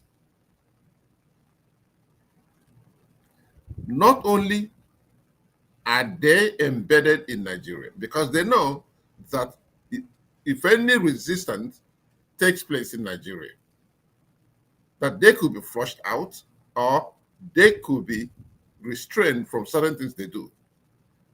Therefore, they made provisions to bring reinforcement from the neighboring countries where they are and who are responsible for these trainings. He did not mince words. He made it very clear that France is responsible for all these things. So it's no longer terrorism bred within our nation or funded by the Fulanese.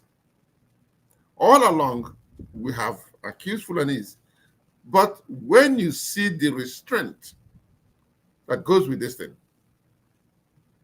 how the Fulanese have remained very focused and using the money that is coming, both that is coming from within Nigeria and those that are coming from overseas. You will notice that Nigeria is gripped with external forces. The people breeding terrorism in Nigeria, they don't hide it anymore. The West supply the biggest cash to do these things. They're not hiding it. It's Cold War all over again. If you are following what is happening in Burkina Faso, Niger, Chad, and around West Africa, if you have followed the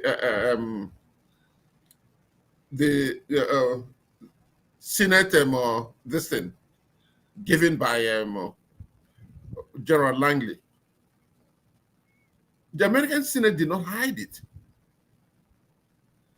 That they cannot allow France, no, they cannot allow China and Russia to take over all these mineral resources in Africa.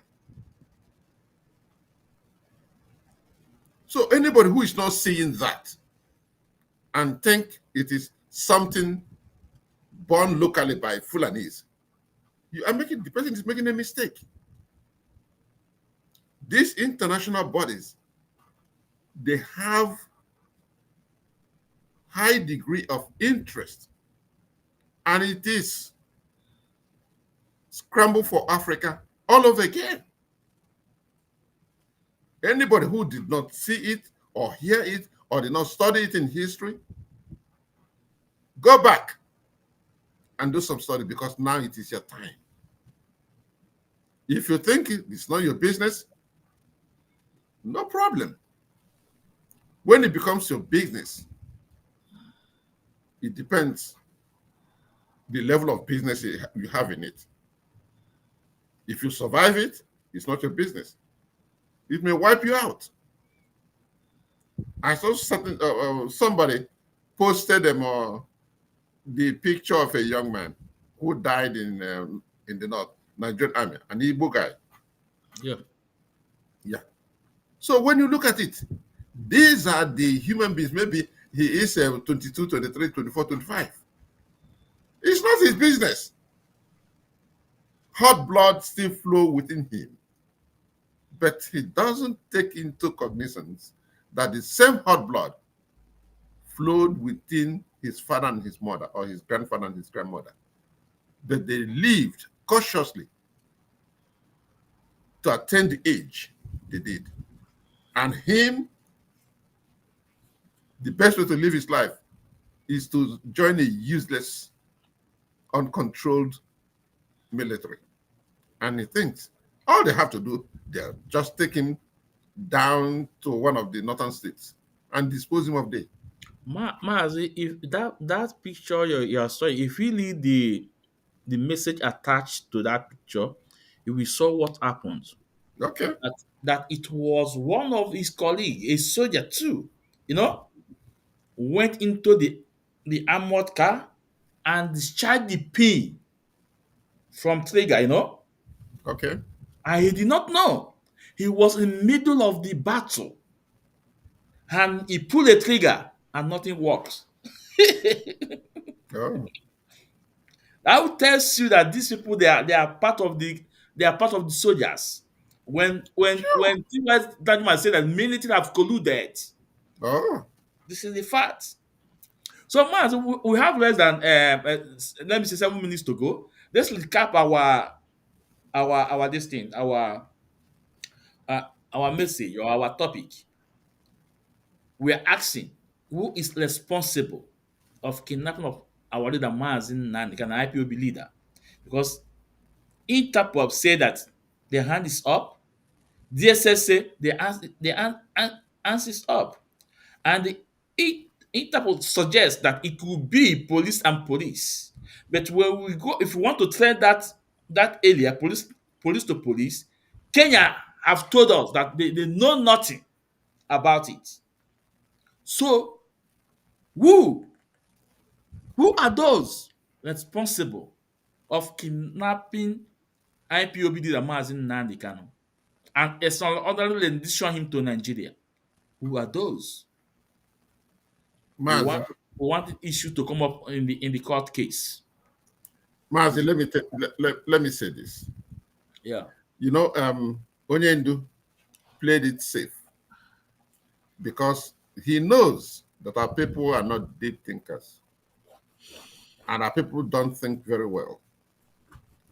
And if he says anything that will fail to nip it in the bud because the damage has been done. And those who did it have done it. Some who regret it now regret it. But Onyendu, don't go back chasing shadows. He dismissed it, knowing who brought the plane or who brought the jet or those who collaborated to do one thing or the other and having renditioned back to Nigeria. It's not important. He has a case to go through, and the defense attorneys are doing everything within their power to see that this garbage, the court case, is thrown out of court. However, Onyendu understands very well what happened. Like I told you, Ifeanyi Ubah made it very clear. I hate to bring up that issue because he is dead and gone. But Ifeanyi Ubah made it very clear that his private jet was not used in that useless job to rendition Onyendu. The question is, who are those his friends? I'm sure there are people who know them, who know those his friends, who could have been, or those who were involved in that discussion when they had that discussion.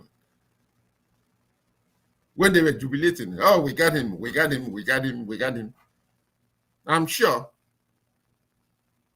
they see it as a politically healthy and generous attribute on the side to donate the transportation with which they bring them up. They kill their people. They destroy things. According to Onyendu, some of them get razzled. Wike was told to kill his people. Oh, Wike immediately killed his people. Purpose of them are killed his people. To be accepted with that, within that atrocious group and give them what they want. They are the people they will call upon. There are people they will call upon and say, kill your people, I will make you this. Do this, I will make you this. Do this, I will make you. Ato Eze Nukbo is still parading himself as one thing or the other. His people disappearing every day, destroying things over there.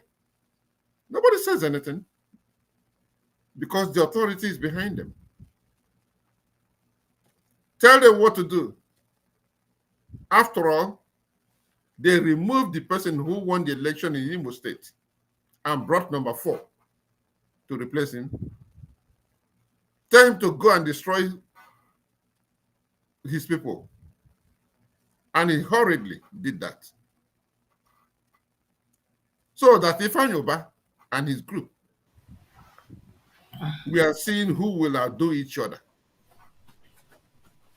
And finally, one of them won the biddings of providing the jet to bring Mazi Nnamdi and find out that when that act took place, it's no longer a gallantry. It's no longer a favorable fit. Then they decide to cover it. That cover-up did not go too well. Because down the line, we are not going to give up. We'll find out. It may take some years, but we'll find out who has the jet with which they renditioned Nnamdi Kanu. We'll find out. We're going to find it out. Even after some time, it would not be necessary to, we will not have any need for it. But for the record purposes, we want to know. And we'll find out. This question will continue to come up year after year, time after time, until we find out who have that useless jet that renditioned Nnamdi Kanu from Kenya. But those who did the act, it's not too far from, if you ask me, this is my own opinion, the intelligent work to do that, the eyes that gave them the signal what to do and where to go and all those things. It's not too far-fetched. If you ask me, I'll point my finger at the British intelligence here. The British intelligence, in collaboration with their brothers, because they work hand in hand.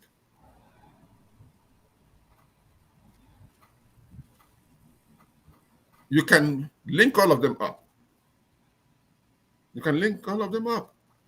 Yeah, Mazi, the reason why we are asking, who are those responsible of kidnapping Mazi Nnamdi Kanu? It's not about who bought the jet or those involved, but we're asking this question for the court to know. You cannot build legal on illegality. If the Interpol said that their hands are up, they did not commit that, they are not involved. And DSS that, you know, work with, within the, the law of Nigeria, say their hands is off. And according to the Interpol director, whatever, is trying to connect police to police. And Kenya police say their hands are not involved. That means Mazi Nnamdi was kidnapped in Kenya and brought back to Nigeria. So we are going back to extraordinary rendition. So it means that these cases cannot hold. So the so the person that brought the jet, that one will be a later issue, but we want the courts. Mazi, let me say this. Okay.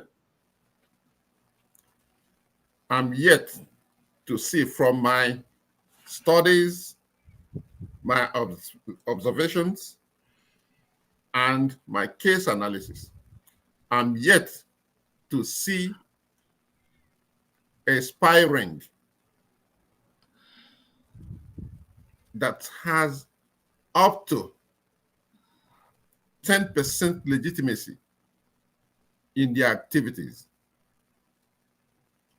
And I'm yet to see a military general that can give you 40% of the truth of events in the battlefield. So plausible deniability is a tool these people share in common. Even this guy that used to be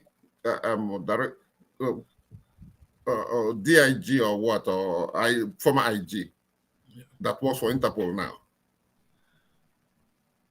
If I have to assess what he says, I cannot give him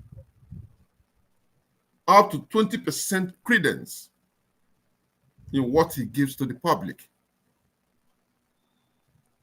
So, to whatever service they render to the people or to their employers, 85 to 90% of them are lies. Deception and lies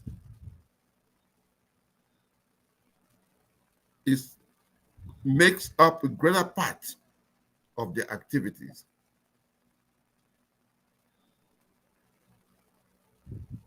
Even DSS, they could have done the job. They have the right to deny. Because now it is in the open. The question is being asked in the open. But for the sake of justice and the law, where this thing is moving into, where the arena, where they have cornered it, rule of law, according to them, the hall of justice, according to them, we have accepted all these things. But I know that greater part of all these things are lies. Who am I to say? Mazi, the reason why we are shouting, saying all this, is because we want our defense team, MK legal team, to make sure they dig this out, because this another for our weapon at our own advantage. No, they should press a button. They are the learned one, because it cannot build an illegal on illegality. I think that's a way they say it. No, it cannot went to a country and kidnapped somebody and brought him back to standing for a trial. It's against Nigeria, the signature Nigeria signed as a treaty with the other country. It's against that. Mazi, that's it. That is the consciousness, yeah, that will be heaped upon Justice Omotosho. I think that's his name. George, yeah? Yeah. Yeah. And when that descends on him, the rest of them within the legal community will then pull. I was discussing this thing with some people in Nigeria last week. And one person just moaned seriously and commented that Nigeria don't have jurists anymore. That even though there are some of them in the making, but jurisprudence has suffered in Nigeria. When the likes of Adetukumba Ademola, TSL lawyers, Justice Chukwudi Uputa, Yeah. and Justice Ibazu, and I think he mentioned about 5 or 6 of them, but all of them are deceased. They're all gone. But there are still some promising justices and good lawyers who have conscience in that country, who will look at the whole thing and say, we thought we had a case, but we lost it. I'm sorry. You want him to be sacrificed at the altar of justice. But this is not a sacrificial lamb. You cannot put him on that altar, or the world will scream at you. So eventually, when they would tell this honorable justice that why not remove your name from this deplorable case, because you will not love history when history attaches your name to this case. I don't think history is going to be fair to your profession.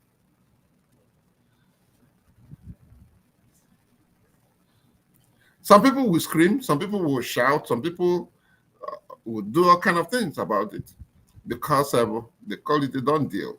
But when it was put to them that this case cannot be tried. But by the way, Nigerians who have memory should remember that similar case has been dealt with in Nigeria before. Yeah, I think in the case of Omar Diko. Exactly. And Nigeria was punished severely. Yeah. What do they think is going to happen here? What do they think they're dealing with? My brother,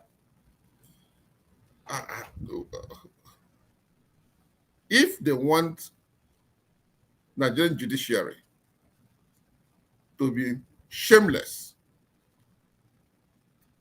and throw its name into dirt, history will also remember them for that. So I don't think this case is going anywhere. The only thing I see they are doing, and proudly doing it, is that they continue to hold Mazi Nnamdi Kanu in detention. That is the only thing they've succeeded in doing. No, and they're man. doing it for them to claim when this saga is over that we didn't want to throw out this case. We wanted to hear everything before we say we can no longer continue. They will tell each other, we tried.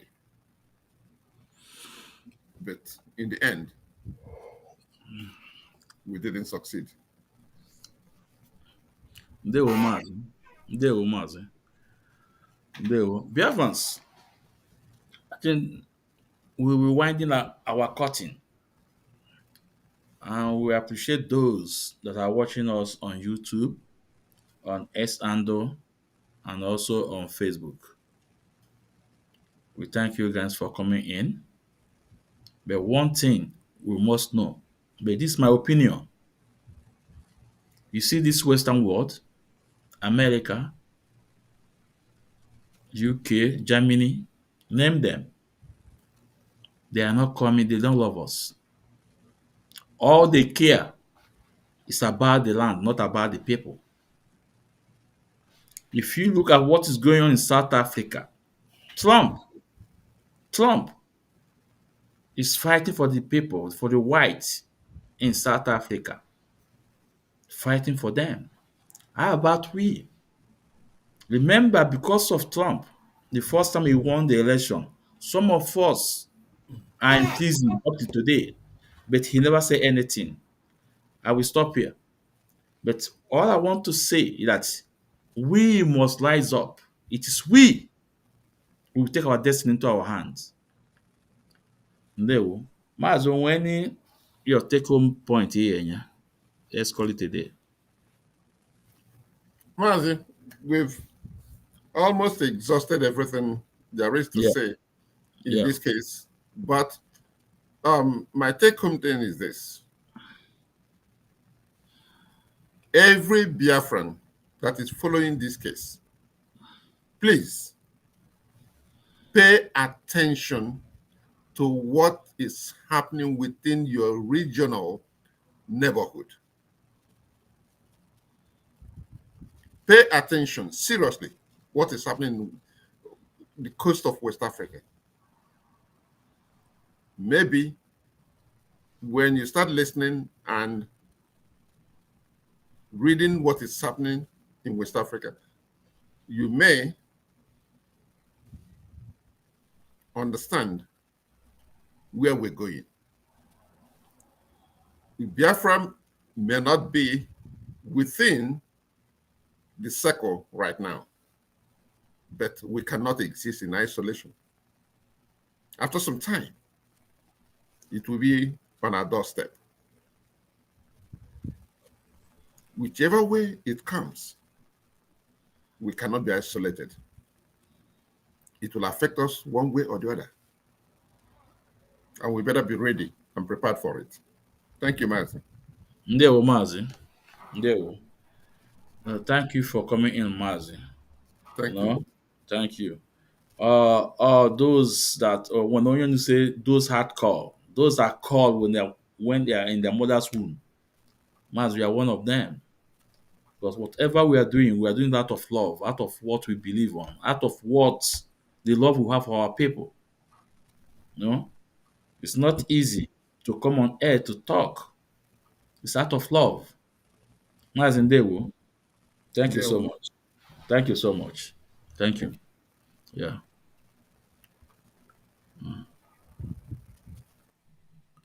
So, Biafrans, this is Mazi Ezumezu Nwekwensu. I thank you all for listening. And I think this weekend, either Saturday or Sunday, we shall do this program about one Isocha and France and the fake prophet. That is the final one, because I told you guys I have to do the final one, but because of time. But the fire will be out. I think this weekend shall do that. Anyị ji eziokwu Chineke aga. Eziokwu Chineke. So we thank you all for listening and say let's listen to this message from our leader, Onyendu Mazi Nnamdi Kanu.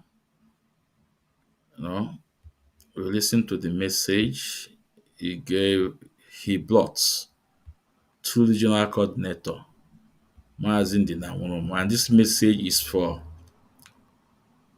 those Biafrans, IPOB in America. IPOB in America. This message is for them.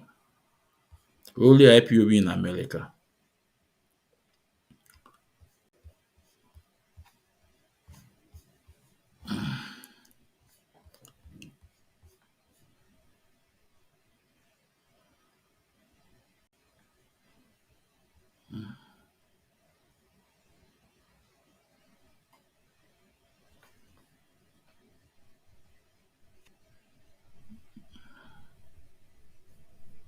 Did I commit any crime? Did I commit any crime? The answer is no. I committed no crime. I am fighting for the freedom of my people as contained in the constitution of the zoo called Nigeria. I did no wrong. That was why after 2 years they could not prove any case. Even till now, we are still in court, they cannot prove any case. And people talk as if they are so moronic that an animal is better than them. They say I insult them. I insult you because you can't reason properly. I did nothing wrong. Calling for the establishment, or should I say the restoration of Biafra, is within provisions of the Constitution of the Federal Republic of Nigeria. It is very clear and straightforward. It's there. Go and check it yourself. And you're asking me to be happy. Yeah, go ahead. If you are living in the US and you know that our regional coordinator Mazi Nnamdi went to see our leader few months back, and when he came back with a request from our leader Mazi Nnamdi Kanu, and Mazi Nnamdi Kanu requested that he needs 100 men and women from the United States, not from Ghana, not from Togo, not from Canada, not from any other place, but from the United States. 100 men and women that is capable of doing the needful. The needful, we mean, is if he needs, because all this lawyer, one way or the other, you have to, show appreciation. No, you have to show appreciation for coming, even if they are not. Some of them are not collecting any payment. You still need to show appreciation.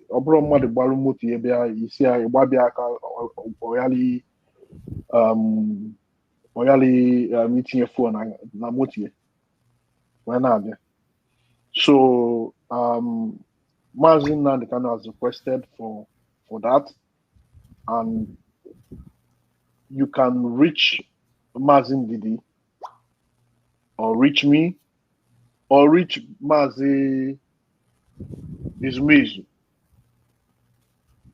He will always get in touch with us. Ndewo. I will leave it here, Mazi. Ndewo. Yeah. Ndewo, Mazi. I think this message is specifically for United States of America. And please, you guys can look down and see the number. The number is on screen. No, please. The number is on screen. Call the number. And it's a WhatsApp number. Only people that WhatsApp number is only on WhatsApp. Only people in America. This message is only people in America. Please. The number is on screen. You can see the number. It will come. It will come now. Call the number and get in touch. And don't say we did not tell you, because now our leader needs you. It is right for you to do the needful. So once you contact us, we tell you what to do, or send you the link and you come in. I mean, it's as simple as that. Deo.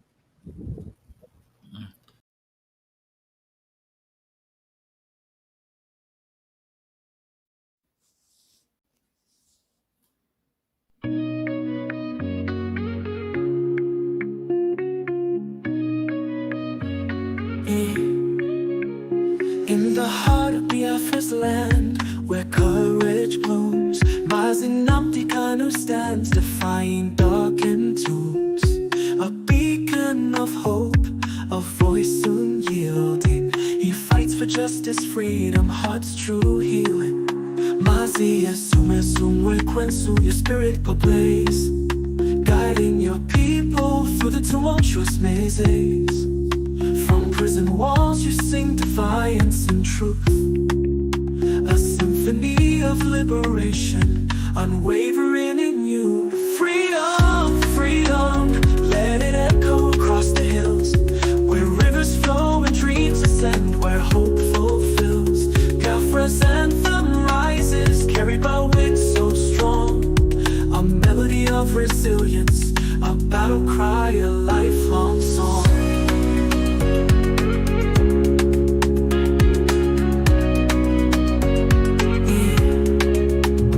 In the shadows chains may bind, but not the soul.